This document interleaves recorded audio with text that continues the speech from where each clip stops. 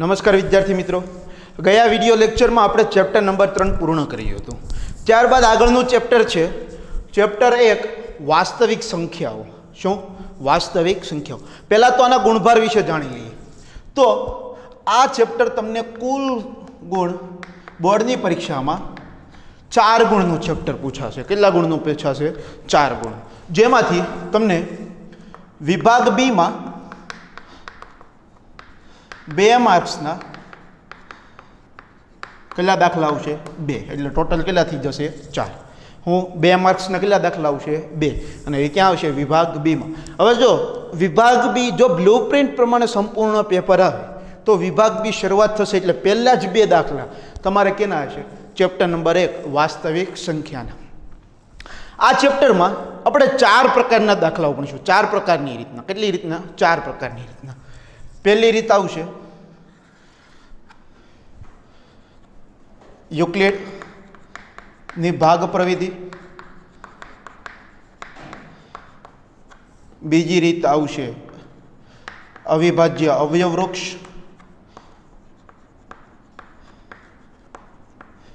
ત્રીજી રીત આવશે સાબિતી. અને ચોથી રીત આવશે દશાંશ નિરૂપણની. એની રીત આવશે દશાંશ નિરૂપણ. જેમાંથી દશાંશ નિરૂપણને ક્યારેય દાખલા પૂછાતા નથી. હા, ઇન કેસ જો 1 માર્કમાં ક્યારેક સવાલ આવે કે બ્લુ પ્રિન્ટ પ્રમાણેની થોડુંક ટ્વિસ્ટ કરીને પૂછે તો 1 માર્કમાં તમને પૂછાઈ શકે. બાકી આ 3 રીતના ફરજિયાત દાખલા છે. એક યુક્લિડની ભાગ પ્રવિધિ, બીજું અવિભાજ્ય અવયવ વૃક્ષની મદદથી લસા અને ગુસા શોધો, અને ત્રીજી રીત કઈ હશે? સાબિતીના દાખલાઓ. જે આગળ આપણે જોઈશું. ફરજિયાત સાબિતીનો એક દાખલો હશે જ તે. ફરજિયાત સાબિતીનો એક દાખલો હશે જ તે. જે ઇઝી છે, આપણે આગળ જોઈશું ત્યારે જોઈ લઈશું. ત્યારબાદ હવે ચેપ્ટર 1 વાસ્તવિક સંખ્યા.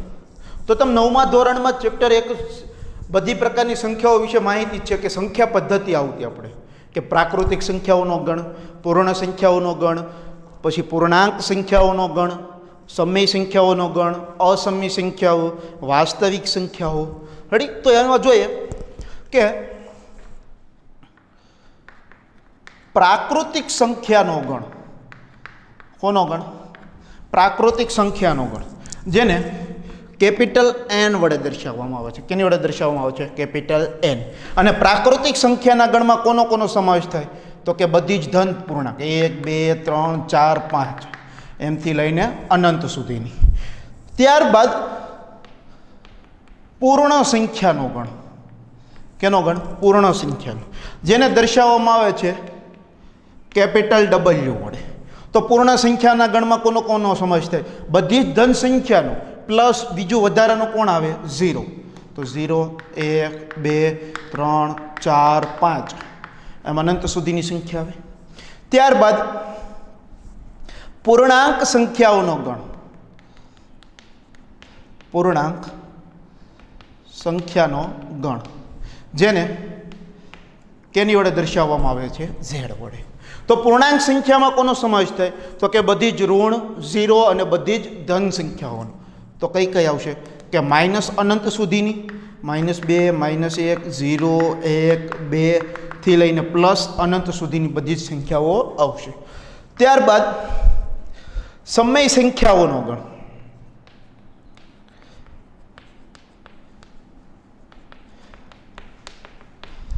જેમાં બધી જ આવી જાય. ધન આવી જાય, ઋણ આવી જાય, અપૂર્ણાંક આવી જાય, પૂર્ણાંક આવી જાય, બધી જ પ્રકારની સંખ્યાઓનો સમાવેશ થાય.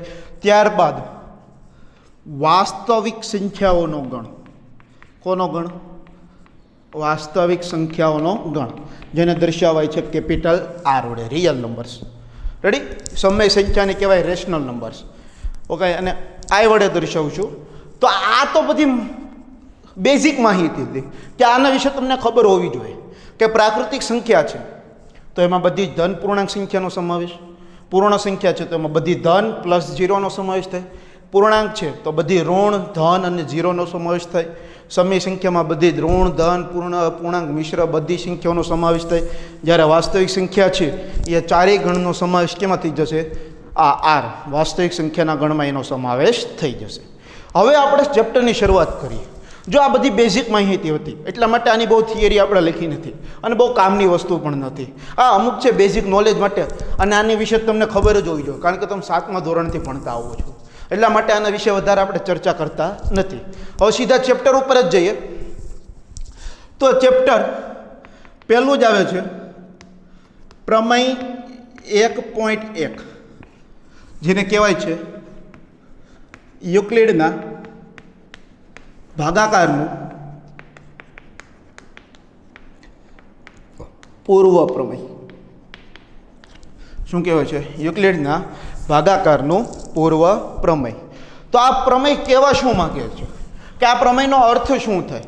તો જો આ પ્રમેય તમારે સાબિતી કરવાના કે નથી યાદ રાખવાના, તો ચોપડીમાં આપણને આપ્યું છે. એટલા માટે જોઈએ છીએ કે આપેલ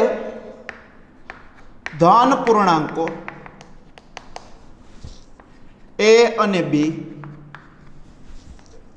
એવા મળે કે જેથી અનન્ય અનઋણ પૂર્ણાંક શું થાય? A બરાબર BQ પ્લસ R થાય. શું થાય? A બરાબર BQ પ્લસ R થાય. શું થાય? A બરાબર BQ પ્લસ R. આ આપણી માટે અગત્યનું છે. શું? A બરાબર BQ પ્લસ R. આને તમારે બીજું કેવું હોય ને તો આમ કહી શકાય કે યુક્લિડની ભાગવિધિ પ્રમેય. શું છે? તો કે A બરાબર BQ પ્લસ R. શું છે? A બરાબર BQ પ્લસ R. હવે A એટલે શું, B એટલે શું, Q એટલે શું અને R એટલે શું? તો જોઈએ. A છે એને કહેવાય ભાજ્ય. શું કહેવાય? ભાજ્ય. B છે તો એને કહેવાય ભાજક. શું કહેવાય? ભાજક. Q છે તો એને કહેવાય ભાગફળ, અને R છે તો એને શું કહેવાય? શેષ. શું કહેવાય? શેષ. હવે સાદા ભાગાકાર આપણે જોઈએ કે ચાલો 36ને મારે 5 વડે ભાગવા છે. કેટલા વડે ભાગવા છે? 5 વડે. તો ભાગ ચાલશે 5 સત્તા 35. કેટલી શેષ વિધિ? એક વિધિ. તો આ જે 36 અંદરની જે સંખ્યા છે એ તમારું શું થશે? ભાજક થશે. બહાર જે સંખ્યા છે શું થશે? ભાજ્ય. ઉપર શું છે? ભાગફળ, અને નીચે શું આવશે? શેષ. આની વિશે તો તમને માહિતી ખબર જ છે. બસ તો આમાં આપણે પણ આવા જ દાખલા ભાગાકાર જ નકરા કરવાના છે. શું કરવાના છે? નકરા ભાગાકાર જ કરવાના છે. તો અહીંયા જો હવે ભાજ્ય અને ભાજક શોધતા ન આવડે રકમમાં તો શું કરવાનું? તો એને આપણે બીજી રીતે લખી નાખીએ કે ભાજ્ય અથવા તો શું યાદ રાખવાનું? A બરાબર મોટી સંખ્યા. શું યાદ રાખવાનું? મોટી સંખ્યા. ભાજકમાં શું યાદ રાખવાનું? અથવા કરીને નાની સંખ્યા. શું યાદ રાખીશું આપણે? નાની સંખ્યા. શું? A બરાબર ભાજ્ય, B બરાબર ભાજક, Q એટલે ભાગફળ તો આપણને ખબર જ હોય છે, અને R એટલે શેષ એ પણ આપણને ખબર જ હોય છે. હવે જો ભાજ્ય અને ભાજક ન યાદ રહે તો A એટલે શું યાદ રાખવાનું? મોટી સંખ્યા. B એટલે નાની સંખ્યા. Q એટલે ભાગફળ ક્યારે મળે? કે જ્યારે મોટી સંખ્યાનો ભાગાકાર તમે નાની સંખ્યા વડે કરો ત્યારે. અને R એટલે શું થાય? શેષ. હવે આ શેષ છે એની શરત છે કે જ્યાં 0 less than or equal to R less than B. શું? કે શેષની કિંમત છે એ 0 તો આવી શકે અથવા 0 કરતાં મોટી પણ આવી શકે. આનો અર્થ શું થાય? શેષની કિંમત છે એ 0 તો આવી શકે અથવા 0 કરતાં કેવી આવી શકે? મોટી. પણ B એટલે કે ભાજક કરતાં ક્યારેય મોટી આવે નહીં. ભાજક કરતાં ક્યારેય શેષ મોટી આવશે નહીં. આ એનો અર્થ થાય. અને આ શરત તમારે ખાસ યાદ રાખવાની છે. જો અહીંયા મેં ઇક્વલ ટુનું સાઇન છે, અહીંયા ઇક્વલ ટુનો સાઇન નથી, એટલા માટે કન્ફ્યુઝનમાં મુકાતા નહીં. હવે આમાંથી દાખલા કઈ રીતના પૂછાય? હડી જો આ ચેપ્ટરમાં આપણે છે ને મોટે ભાગે સ્વાધ્યાય તરીકે નહીં કરીએ. એક એક રીત આમ 4 રીત પાડી દીધી છે. 4 રીત વાઇઝ આપણે દાખલા કરતા જઈશું. પહેલી યુક્લિડની ભાગ પ્રવિધિની જ રીત જોશું નકરી. એના જેટલા પણ દાખલા છે એ બધા દાખલા ગણીશું. એ થઈ જાય પછી બીજી રીત લઈશું અવયવ ભાજ્ય અવયવ વૃક્ષ, અને ત્યારબાદ એ થઈ જાય ત્યારબાદ સાબિતીમાં. કેની? સાબિતી. તો જોઈએ એક્ઝામ્પલ તરીકે કે નીચે આપેલી સંખ્યાઓનો ગુસા યુક્લિડની ભાગ પ્રવિધિની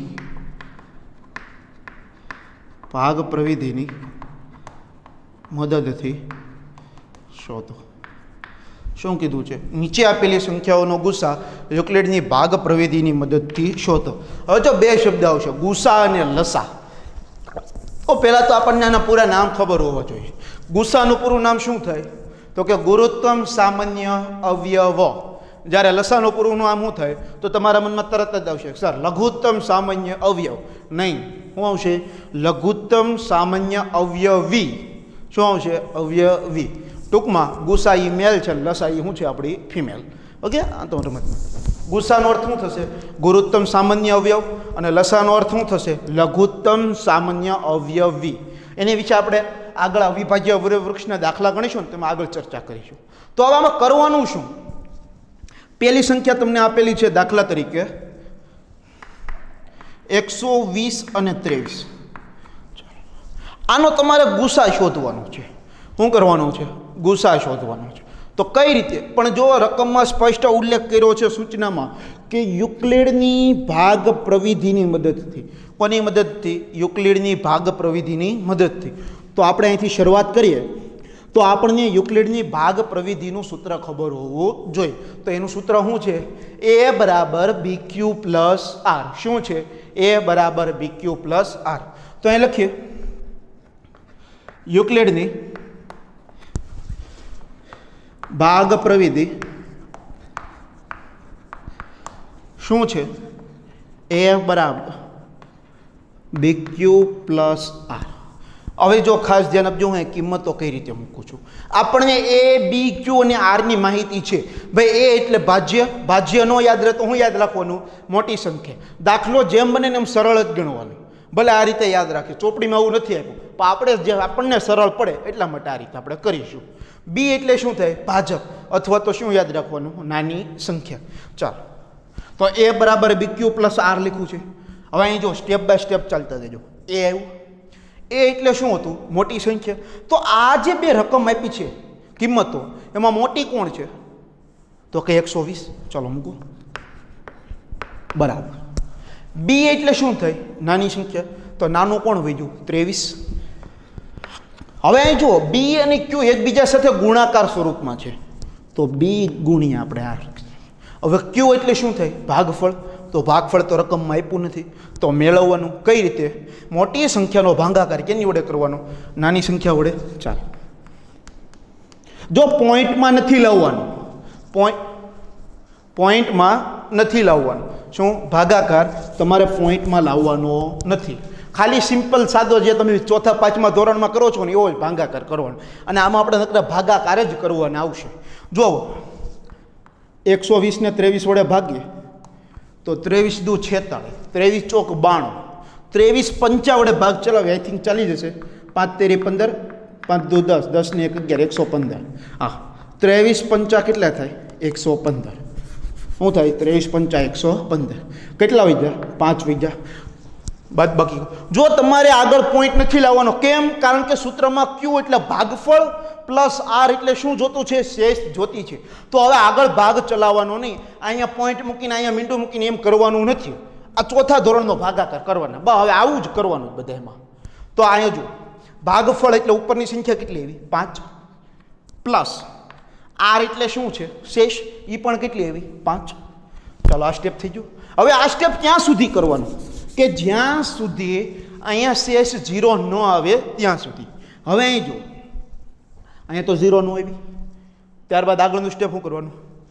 હવે ભાજ્ય એટલે કે બીની કિંમત અને આ શેષ એને બેને ધ્યાનમાં લેવાના. જો ભાગફળને ધ્યાનમાં નથી લેવાના, કોને ધ્યાનમાં લેવાના? બી અને આરને. ચલો, તો આ બંને સંખ્યામાં જુઓ, આ બંનેમાં મોટું કોણ? તો કે 23. ચલો, આ સૂત્ર પ્રમાણે જ લખીશું. ફરીથી એ એવો એ એટલે મોટી સંખ્યા. કેટલી છે આ બંનેમાં? 23. બરાબર. બી એટલે નાની સંખ્યા. આ બંનેમાં નાનું કોણ છે? જો આ વચ્ચે ક્યુ એટલે કે ભાગફળની કિંમત છે ને એને ધ્યાનમાં નથી લેવાની. તો કેટલો છે? 5 ગુણ્યા ફરીથી ક્યુ આવ્યો. ક્યુ એટલે શું થાય? ભાગફળ. તો આ બંને સંખ્યાનો શું કરીશું? ભાગાકાર. ચાલો, 23 બની ગયા 5, 5 ચોકું 20, શેષ કેટલી આવી 3. આગળ પોઈન્ટ મૂકવાનો નથી, અહીંયા ભાગાકાર સ્ટોપ કરી દેવાનો. તો ભાગફળ કેટલું આવ્યું 4 પ્લસ આર એટલે શેષ કેટલી આવી 3. હજી 0 આવ્યું નહીં, તો આગળ ફરીથી ભાગાકાર કરવાનો. જો કંટાળીને કોઈ એવું ન કરો સર આ ચાલ્યા જ રાખે હાલો ભૂઈ નાખો તને સીધું 0 મીટ ગયો, એમ નહીં હાલે. ચાલ ફરીથી આ સાઈડ જોવાનું. તો કોને કોની કિંમત ધ્યાનમાં લેવાની? બીની કિંમત અને આરની કિંમત. તો આ વખતે કેટલા છે 5, આ વખતે કેટલા છે 3. ચાલો ફરીથી એ બરાબર બી ક્યુ પ્લસ આર. એ એટલે મોટી સંખ્યા, તો આ બંનેમાં મોટું કોણ છે 5 બરાબર. બી એટલે નાની સંખ્યા, તો કે 3 ગુણ્યા ક્યુ એટલે ભાગફળ આવ્યું. તો કોનો કોનો ભાગાકાર કરવાનો? 5 અને 3 નો કરો.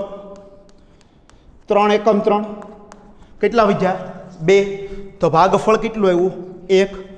શેષ કેટલી આવી? તો કે 2. ચાલો થઈ ગયું. ફરીથી હજી 0 આવ્યું જ નહીં, તો હજી 0 આવતું જ નથી, તો ફરીથી આ જ રીતનું સ્ટેપ કરીશું. તો અહીં જુઓ, ચાલો કોને ધ્યાનમાં લેવાની? હવે આ બી અને આરની કિંમત અહીંયા સાથે સરખાવીએ તો એ બરાબર બી ક્યુ પ્લસ આર. એ એટલે મોટી સંખ્યા કેટલી છે? તો કે 3 બરાબર. બી એટલે નાની સંખ્યા, તો કે 2 ગુણ્યા ક્યુ એટલે શું થાય? ભાગફળ થાય. તો કઈ રીતે મળશે? 3 અને 2 નો શું કરવાનો? ભાગાકાર. ચાલો 2 એકુ 2 કેટલા વધ્યા 1. તો ભાગફળ કેટલું આવ્યું 1 પ્લસ શેષ કેટલી આવી 1. તો હજી થશે નહીં, 0 આવ્યા નહીં. ચાલો ફરીથી આ બીની કિંમત અને આરની કિંમત ધ્યાનમાં લેવાની. ચાલો ફરીથી આ બંનેમાં મોટું કોણ છે 2 બરાબર. બી એટલે નાની સંખ્યા, તો કે 1 ગુણ્યા ભાગફળ. તો 2 અને 1 નો ભાગાકાર કરવાનો. ચાલો 1 ના ઘડિયામાં 2 ક્યાં આવે? 1 2 2, શેષ આવી ગઈ 0. ભાગફળ કેટલું આવ્યું 2 પ્લસ શેષ કેટલી આવી 0. ચાલો થઈ ગયું. હવે આગળ કરવાનું નહીં, આ થઈ ગયો ભાગફળ. હવે શું કરવાનું? તો કે ગુસા શોધવાનો છે. તો અહીં નીચે લખવાનું ગુસા કોનો કોનો શોધવાનો છે? તો કે 120 અને 23. જો હવે ગુસા શોધવા માટે બે વસ્તુ કહ્યું તમને. કાનકર ચોપડી પ્રમાણે હું તમને એમ કહું કે છેલ્લા સ્ટેપમાં જે શેષ 0 આવે એ પદમાં જે તમારે બી હોય એ તમારો શું થશે? ગુસા. એટલે કે જે ભાજક હોય એ તમારો શું થશે? ગુસા. તો અહીં ભાજક કેટલો છે 1, તો આપણો ગુસા કેટલો આવશે 1. અને જો આવું મગજમાં ન યાદ રહેતું હોય, ખોટી બહુ વધારે પડતી મગજમારી ન કરવી હોય દાખલામાં, તો અહીં જો 0 આવી ગયા. 0 ની ઉપર કોણ સંખ્યા છે 1, તો તમારો ગુસા કેટલો આવશે 1. આ મેં પહેલાં કીધું એ ચોપડી પ્રમાણે, આ આપણી રીતે જવાબ બહાર જ લેવા દેવા છે. દાખલાની રીતે સાચી છે, તો જેમ બને એમ દાખલો સરળ જ ગણવાનો. ખોટી બહુ વધારે દાખલો આવડે છે તો સાઈન હાર્ડ કરવાનો નહીં. હું યાદ રાખવાનું કે છેલ્લા પદમાં જે પદમાં શેષ 0 આવી જાય એ પદમાં જે ભાજક હોય એ આપણો શું થાય? ગુસા. તો આ પદમાં છેલ્લા પદમાં શેષ 0 આવી ગઈ, એમાં ભાજક એટલે કોણ? બી. તો બીની કિંમત કેટલી છે 1, તો ગુસા કેટલો આવશે 1. અને એ રીતે ન યાદ રહે તો શું યાદ રાખવાનું કે ઉપરના આ 0 ની ઉપર જે સંખ્યા હોય, 0 ની ઉપરની જે શેષ એ તમારો શું થાય? ગુસા. કેટલો થશે? 1 થશે. હજી એક એક્ઝામ્પલ જોઈએ કે આ સૂચના છે કે નીચે આપેલી સંખ્યાઓનો ગુસા યુક્લિડની ભાગ પ્રવિધિની મદદથી શોધો. રેડી? તો જોઈએ બીજો છે 765 અને 65. આ બંને સંખ્યા આપી છે. ફરીથી શું કરવાનું? ઓલું સૂત્ર લખવાનું. શું? ભાગ પ્રવિધિનું. તો ભાગ પ્રવિધિ શું છે? તો કે એ બરાબર બી ક્યુ પ્લસ આર. આ આપણી ભાગ પ્રવિધિ છે. હવે આપણને એ એટલે ખબર હોવી જોઈએ. એ એટલે શું થાય? મોટી સંખ્યા. તો કે આ બંનેમાં મોટું કોણ છે? તો કે 765 બરાબર. બી એટલે નાની સંખ્યા કોણ છે? તો કે 65. ક્યુ એટલે શું આવ્યું? ભાગફળ આવ્યું. તો ભાગફળ કઈ રીતે મેળવવાનું? મોટી સંખ્યાનો ભાગાકાર નાની સંખ્યા વડે કરવાનો. ચાલો 765 ભાગ્યા 65. ભાગાકાર કરો તો કે 65 એકુ 65 115. ચાલો હવે જો ભાગાકાર ફરીથી કરવાનું કારણ કે ભાગ ચાલે છે તો 65 એકા 65 65 દુ 130 તો એ ચાલશે નહીં તો 65 એકા 65 વડે જ ભાગ ચાલશે તો કેટલા આવશે 50. તો ભાગફળ કેટલું આવ્યું 11.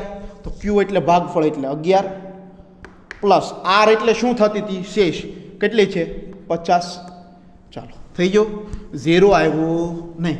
જો આ પાછળ 0 છે એટલે એમનો સમજતા પ્રોપર 0 જ આવવું જોઈએ. ચાલો થઈ ગયો. હવે કોને ધ્યાનમાં લેવાનું તો કે બી ની કિંમત અને આર ની કિંમત. ચલો બી ની કિંમત કેટલી છે 65, આર ની કિંમત કેટલી છે 50. આ બંનેમાં ફરીથી આ સૂત્રમાં કિંમત મૂકવાની એ બરાબર બી ક્યુ પ્લસ આર. ચાલો જો મોટી સંખ્યા કોણ છે તો કે 65 લખો 65. બી એટલે નાની સંખ્યા કોણ છે 50 લખો 50 ગુણ્યા ક્યુ એટલે શું થાય ભાગફળ થાય. 65 અને 50 નો શું કરવાનો તો કે ભાગાકાર કરવાનો. ચાલો 50 એકુ 50 શેષ કેટલી આવશે 15 આવશે.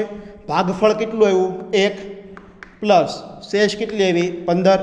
શેષ 0 આવી નહીં તો ત્યાં સુધી ફરીથી કરવાનું. ચાલો ફરીથી કોને ધ્યાનમાં લેવાનું બીની કિંમત. તો બીની કિંમત અહીં કેટલી છે 50, આરની કિંમત કેટલી છે 15. આ ભાગફળને ધ્યાનમાં લેવાનું નથી. ચાલો ફરીથી એ એટલે મોટી સંખ્યા તો આ બંનેમાં મોટી સંખ્યા કોણ છે તો કે 50. બી એટલે નાની સંખ્યા કોણ છે તો કે 15 ગુણ્યા ભાગફળ ક્યુ આવ્યું તો શું કરવાનું 50 અને 15 નો ભાગાકાર કરવાનો. ચાલો કરો 15 એકુ 15, 15 દુ 30, 15 તેરે 45. કેટલા આવી ગયા 5. ક્યુ એટલે કે ભાગફળ કેટલું આવ્યું 3. શેષ કેટલી આવી 5. ચાલો 0 આવી નહીં તો અહીંયા આગળ ચલાવશું કઈ રીતે તો જોઈએ. કોની ક્યુની કિંમત ધ્યાન રાખવાની તો કે બીની અને આરની. ચલો ફરીથી આમાં મૂકો કિંમત એ બરાબર બી ક્યુ પ્લસ આર. મોટી સંખ્યા તો કે 15 બરાબર બી એટલે નાની સંખ્યા તો કે 5.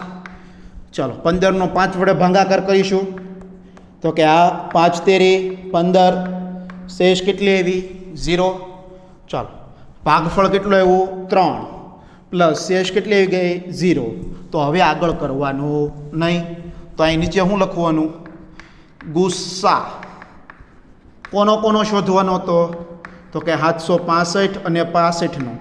તો કે કેટલો આવ્યો તો છેલ્લા પદમાં જે આપણો ભાજક હોય એ આપણો શું થાય ગુસ્સા. તો ભાજક કેટલો છે 5 તો ગુસ્સા કેટલો આવ્યો 5. ફરીથી ન યાદ રહેતો હોય તો હું યાદ રાખવાનું 0 ની ઉપર જે શેષ છે એ આપણો શું થશે ગુસ્સા. શું થશે ગુસ્સા. ચાલો એક એક્ઝામ્પલ જોઈ લઈએ. જો આ ચેપ્ટર 4 માર્કનું બહુ એટલે બહુ ઇઝી છે આખા ગણિતમાં. આમાં 4માંથી 4 આવવા જ જોવે અને આવો સિમ્પલ ભાગાકાર આવેલો છે. ચોથા પાંચમામાં આવો તમે ભાગાકાર કરતા. રેડી જોઈએ 420 અને 130 શું કરવાનું છે ગુસ્સા જ મેળવવાનો છે. કોની મદદથી તો રકમમાં આપણને કીધું છે યુક્લિડની ભાગ પ્રવિધિ.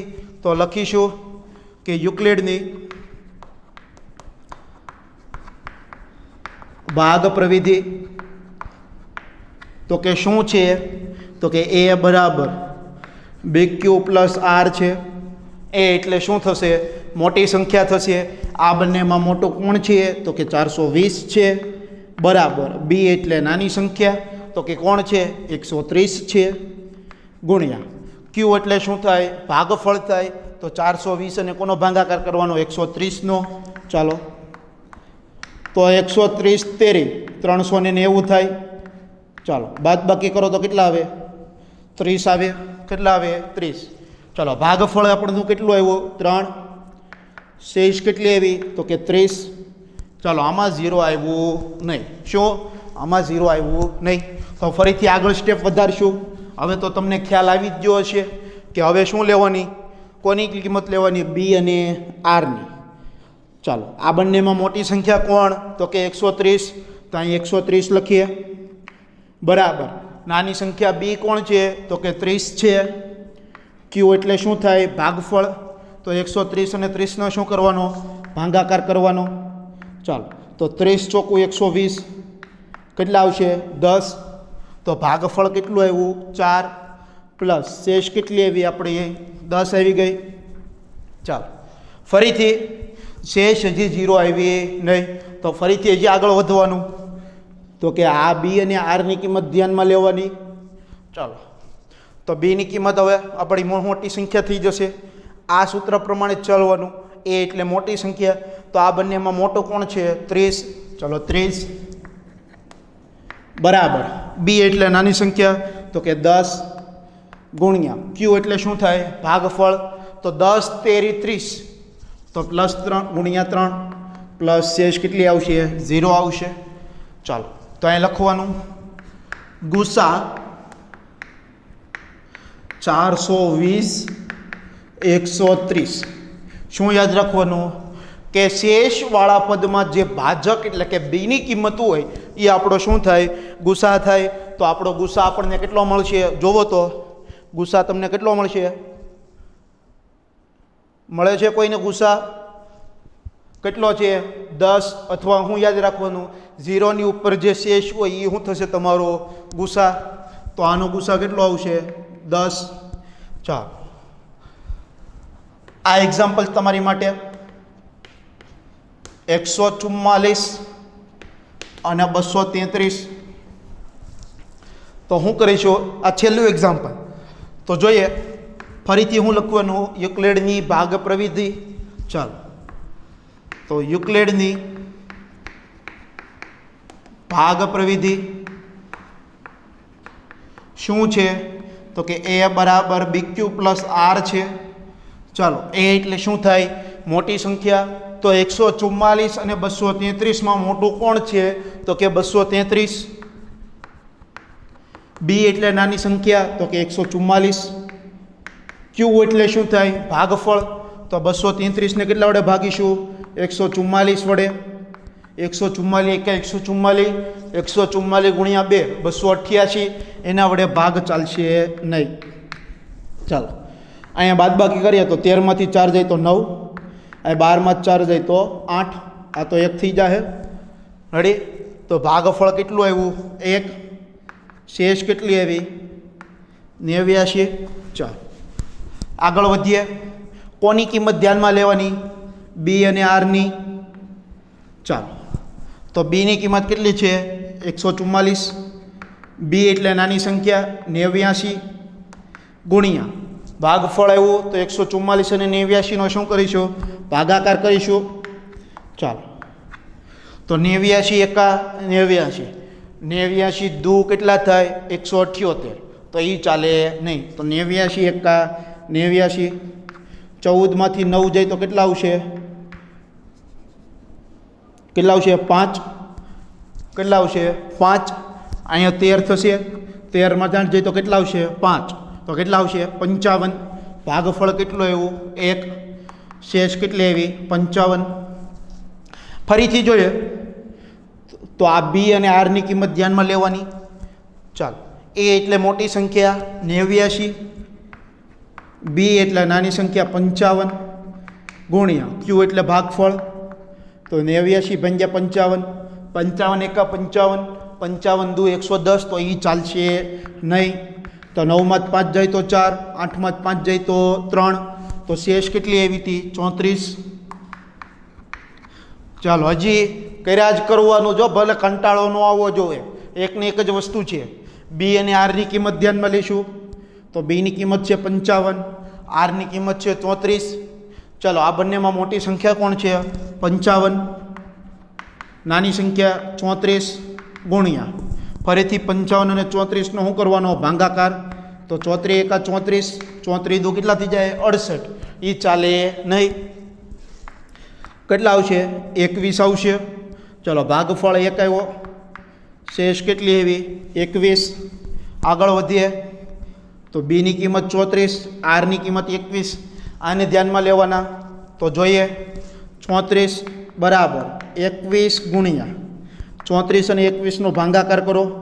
તો 21 એકા 21, 13 વચ્ચે ભાગફળ 1 આવ્યું, શેષ કેટલી આવી 13 આવી. તો આ ચાલશે નહીં. તો ફરી તો આગળ વધવાનું. ચાલો, એ એટલે મોટી સંખ્યા કોણ થશે? 21. બી એટલે નાની સંખ્યા 13. ફરીથી આનો ભાગાકાર કરો તો 13 એકો 13. કેટલા આવશે? 8. ભાગફળ 1 આવ્યું. શેષ કેટલી આવી? 8 આવી. ફરીથી આગળ વધવાનું, કારણ કે શેષ હજી 0 આવી નથી. તો ફાલીથી આગળ વધીએ તો એ એટલે મોટી સંખ્યા 13. બી એટલે નાની સંખ્યા 8 ગુણ્યા ભાગફળ કેટલું આવશે? 1. શેષ કેટલી આવશે? 5. હું આશા રાખું છું કંઈથી તમે મોઢે ગણતરી સમજી શકો છો. ચાલો, એ એટલે મોટી સંખ્યા 8. બી એટલે નાની સંખ્યા 5. ભાગફળ કેટલું આવશે? 1. શેષ કેટલી આવશે? 3. ભાગ ચાલશે નહીં. ફરીથી આગળ વધવાનું. મોટી સંખ્યા કેટલી થશે? 5. નાની સંખ્યા 3. 3 એકો 3. 5માં 3 જાય તો કેટલા આવે? 2. જો આવી નાની ગણતરી ડાયરેક્ટ કરતી જ રહેવાની. તો આ બીની કિંમત 3, આરની કિંમત 2. ચાલો, 2 એકો 2. શેષ કેટલી આવશે? 1. તો આ રીતનો આપણો દાખલો થશે. તો આનો ગુસા કેટલો આવશે? 1. હું યાદ રાખવાનું, છેલ્લા જે પદ આવે એમાં જે બેની કિંમત હોય એ આપણો શું થાય? ગુસા. તો એ લખવાનું ગુસા 144 અલ્પવિરામ 233 કેટલો આવ્યો? 1. કેટલો આવ્યો? 1. અડી જો અહીંયા પછી મોઢે ગણતરી કરી નાખી હતી, નાનું નાનું હતું એટલા માટે. તો આવા દાખલા આપણને 2 માર્ક્સમાં પરીક્ષામાં પૂછાઈ શકે છે અને પૂછાય તે. ઓલી જે આપણે 3 રીત કીધી ને કે યુક્લિડની ભાગ પ્રવિધિ, અવિભાજ્ય અવયવ વૃક્ષ અને સાબિતી, એ 3 રીતમાંથી 2 રીત તમારે આવશે એટલે આવશે જ. અને બહુ ઇઝી દાખલા છે. અવિભાજ્ય અવયવ વૃક્ષ તો આની કરતાં પણ ઇઝી છે, પણ એની માટે શરત હું કે તમને 2 થી 1 અને 10નો ઘડિયાળ બધાને આવડે. તો તમને 2 અને 2 થી 9 સુધીના ઘડિયા આવડવા જોઈએ. રેડી? રમતમાં નથી કહેતો, અવિભાજ્ય આપણે અવયવ પાડશું એટલે આપોઆપ ખબર પડી જશે. તો થેન્ક યુ વિદ્યાર્થી મિત્રો. સંપૂર્ણ વિડીયો લેક્ચર જોવો અને આ દાખલાની પ્રેક્ટિસ કરવી. ત્યારબાદ આપણે આ જ દાખલા સ્વાધ્યાયમાં ગણીશું. Thank you. પોઈન્ટ 1 પહેલો દાખલો છે. જો એમાં પ્રશ્ન એક જ છે, સૂચના લખી નાખીએ એટલે તમને ખબર પડે કે યુક્લિડની ભાગ પ્રવિધિનો ઉપયોગ કરી ગુસા શોધો. રેડી? ચાલો, પહેલો દાખલો છે 35 અને 225. પહેલો દાખલો શું છે? 135 અને 225. તો હવે તમને ખ્યાલ આવી ગયો હશે. પહેલી તો સૂચના વાંચવાની, કઈ રીતે ઉપયોગ કરવાની કીધી છે. યુક્લિડની ભાગ પ્રવિધિ તો લખવાની. યુક્લિડની ભાગ પ્રવિધિ શું છે? તો કે a બરાબર bq પ્લસ r. ચાલો, a એટલે મોટી સંખ્યા કેટલી છે? 225. b એટલે નાની સંખ્યા 135 ગુણ્યા q એટલે ભાગફળ આવ્યું. ચાલો, 225 અને 135નો ભાગાકાર કરીએ તો 135 એકા 135. 135 દુ કેટલા થશે? તો કે 270 થઈ જશે. તો એના વડે ભાગ ચાલશે નહીં. તો કેટલા વડે ભાગ ચલાવવો પડશે? 135 એકા 135. તો કેટલા આવશે? 90 શેષ વધશે. ચાલો, તો ભાગફળ આપણને 1 મળ્યું. શેષ કેટલી મળી? 90. ચાલો, હવે કોની કિંમત ધ્યાનમાં લેવાની? બી અને આરની. ચાલો, તો એ એટલે મોટી સંખ્યા 135, બી એટલે નાની સંખ્યા 90. આનો ભાગાકાર કરીએ તો 90 એકા 90, 90 દુ 180, એ ચાલે નહીં. તો 90 એકા 90, બાદબાકી કરો એટલે શેષ કેટલી આવે? 45 આવે. તો ભાગફળ કેટલો મળ્યો? 1.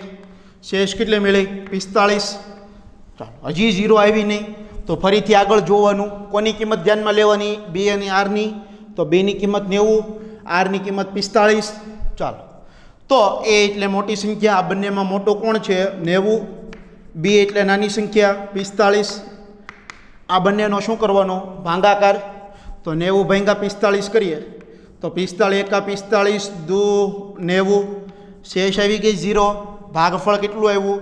2 આવ્યું, શેષ કેટલી આવી 0, તો શેષ 0 આવી ગઈ. તો હવે આગળ કાંઈ કરવાનું નહીં. તો કોનો ગુસા શોધવાનો હતો? 135 અને 225. તો ગુસા 135 અલ્પવિરામ 225 કેટલો આવશે? બે રીતે કીધું હતું.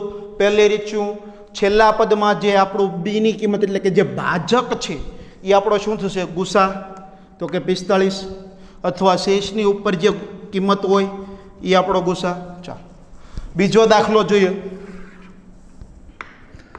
તો બીજા દાખલાની રકમ એવી છે કે 196 અને 38,220.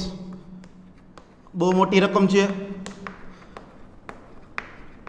ચાલો ફરીથી હું લખશું યુક્લિડની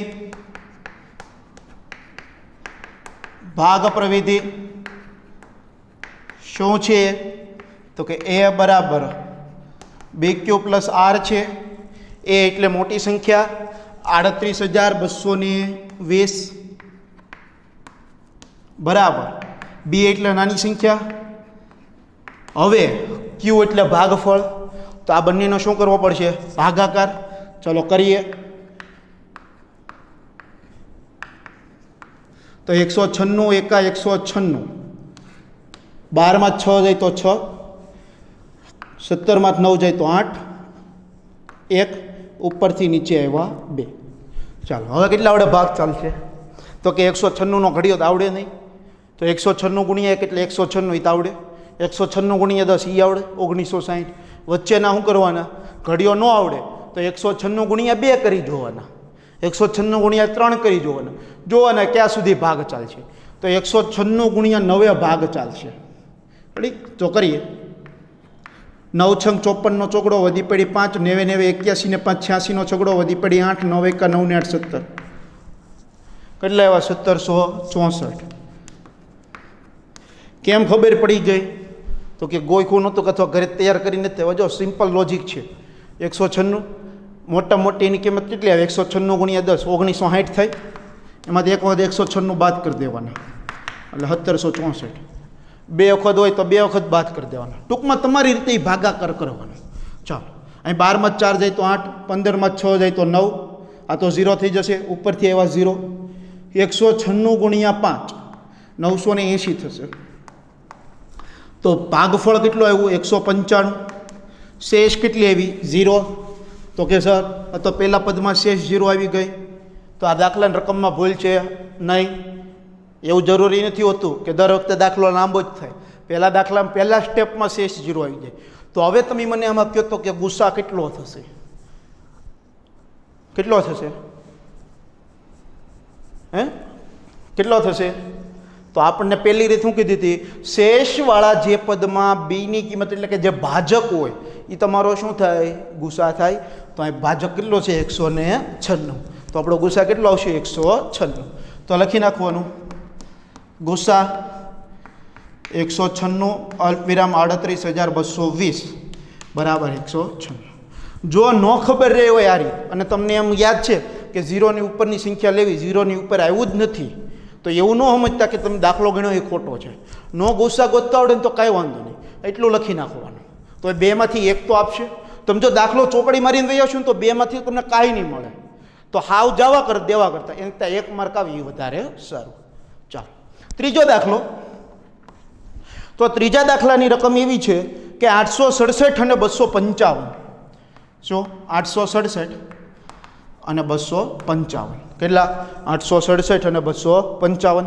તો આ દાખલો તમારે હોમવર્કમાં ગુણવાનો. ચોથો હવે એક્સ્ટ્રા દાખલા આપી દઈએ. તો 867 અને 225 પછી એક્સ્ટ્રા આપીએ તો 21 અને 18. હજી એક એક્સ્ટ્રા આપીએ તો 35 અને 7. હજી એક એક્સ્ટ્રા આપીએ તો 196 અને 43. રેડી? તો હું આશા રાખું છું આ 4 દાખલા તમે હોમવર્કમાં જાતે ગણશો અને હવે આવડી જ જશે. તો થેન્ક યુ વિદ્યાર્થી મિત્રો.